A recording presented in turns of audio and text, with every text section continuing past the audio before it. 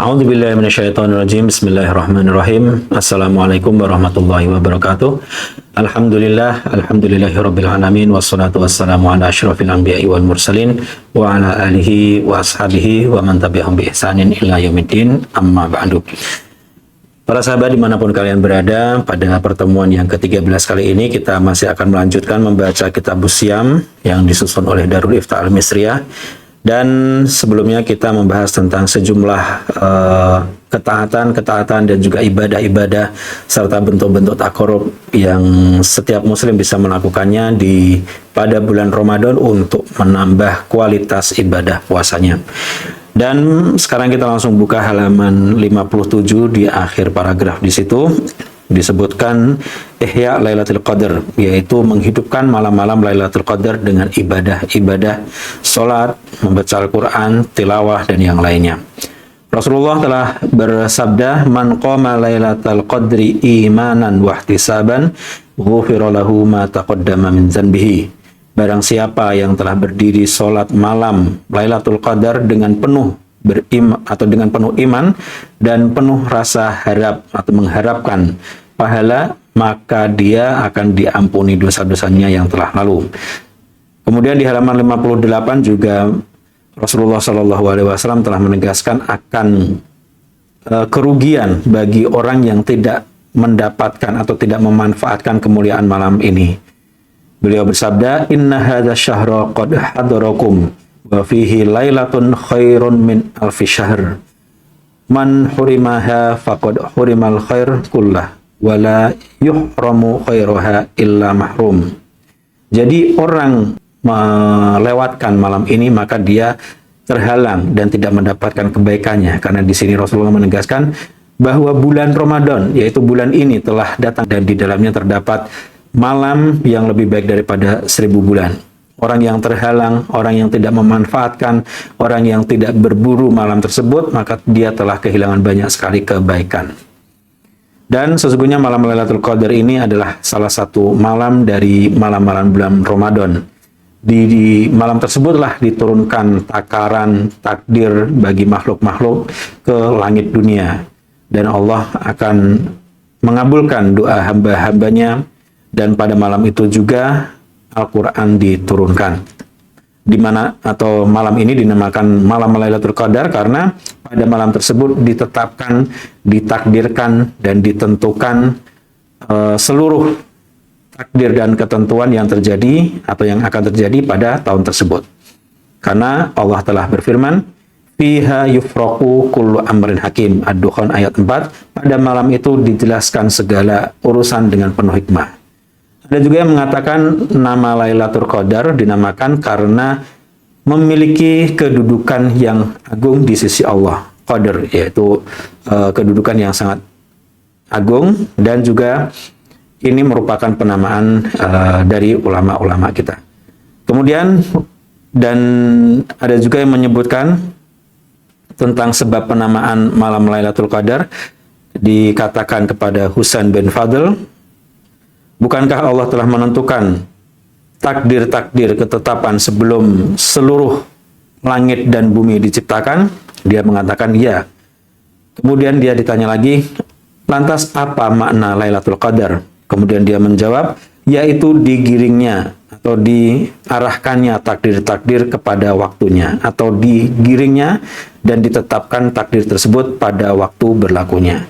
Wa tanfidhul qada, dan dilaksanakannya seluruh qada al-muqaddar yang telah ditetapkan.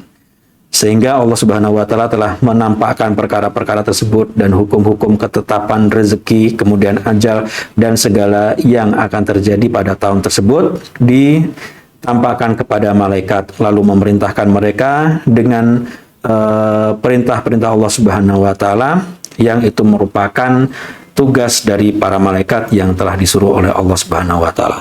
Lalu kita baca selanjutnya di halaman 59. Waqila sumiyat bidzalika li'izami qadriha wa syarafiha indallah. Ada juga yang mengatakan bahwa nama Lailatul Qadar itu karena dia memiliki kedudukan yang sangat besar, kedudukan yang sangat mulia. Sebagaimana kita mengatakan dalam bahasa Arab, fulan qadrun indal amir. Maksudnya dia memiliki kedudukan yang besar, kedudukan yang tinggi di sisi emir atau pemimpin.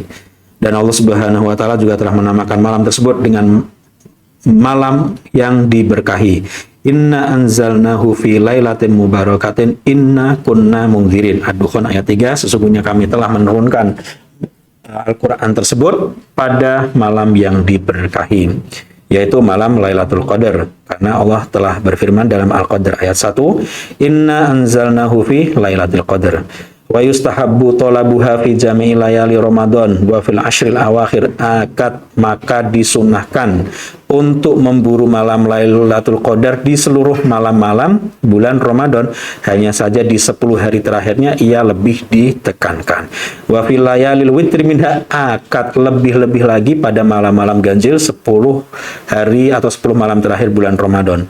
Karena Nabi SAW bersabda, Taharraw Lailatul Qadri fil witri minal ashril awakhiri min Ramadan.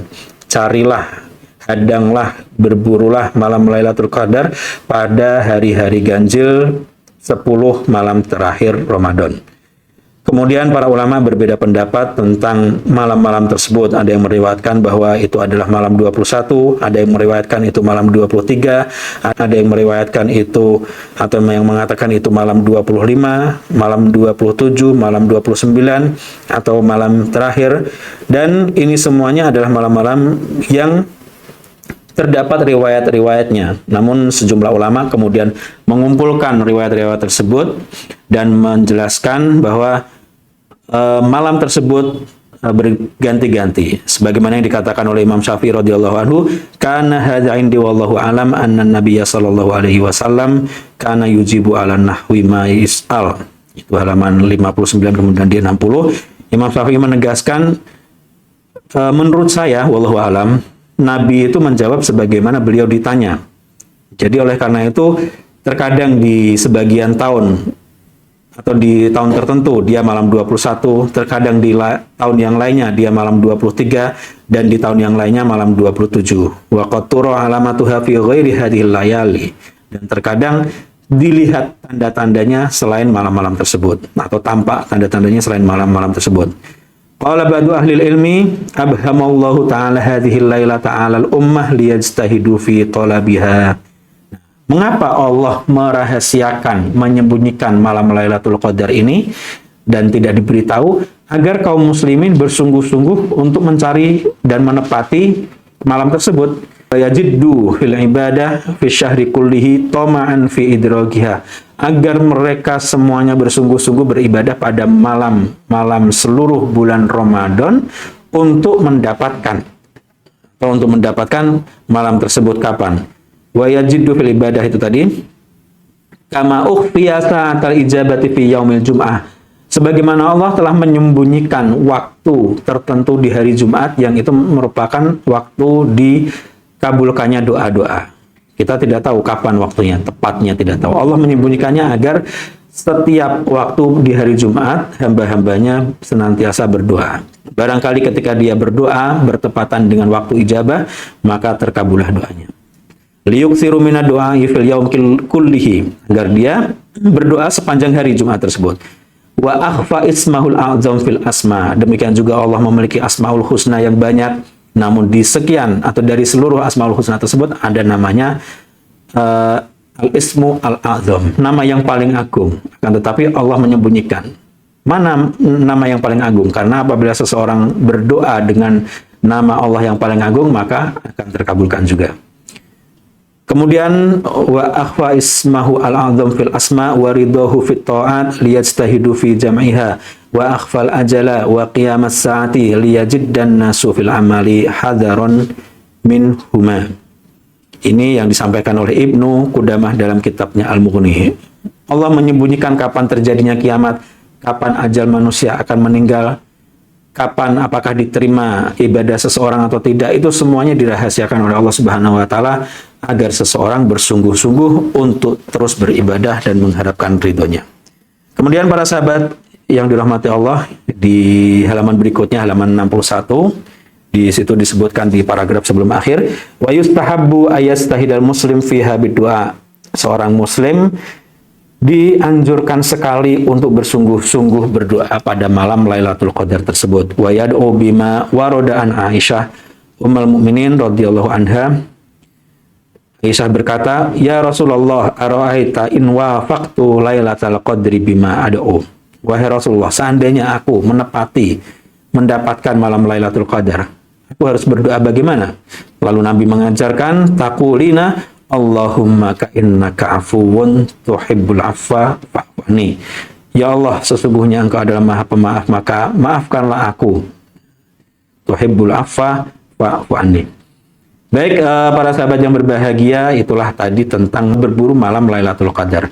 Selanjutnya kita akan membahas tentang ketaatan berikutnya atau ibadah berikutnya yang merupakan salah satu ibadah yang sangat dianjurkan untuk dilakukan di bulan Ramadan. Di halaman 61, paragraf terakhir tersebut disebutkan al-umrah, yaitu melakukan umrah di bulan Ramadan.